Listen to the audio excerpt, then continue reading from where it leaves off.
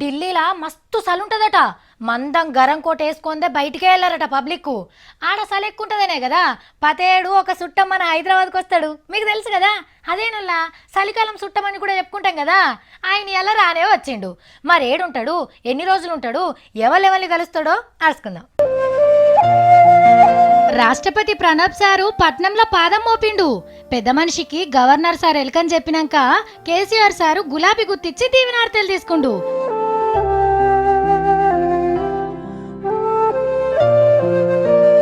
శాల్వ కప్పి సన్మానం చేసిండు. సీఎం సారు ఒక్కొక్కరిని పరిచయం చేస్తుంటే అందరి చేతుల చేయేసి శనార్థులు చెప్పిండ్రు. దూరంగా ఉన్న కడమ లీడర్ల తానికి గుడొచ్చి అందరిని వల్కరించిండు ప్రణబ్ సారు. ఇక ఆడికెళ్ళి చక్కగా బొల్లారంలో ఉన్న రాష్ట్రపతి బంగ్లాకు పోయిండు. 31 దాకా అన్నే ఉంటాడు. ఆఖరినాడు అందరికి హ్యాపీ న్యూ ఇయర్ చెప్పి మళ్ళా ఢిల్లీ గాలి మోటార్ ఎక్కుతాడు.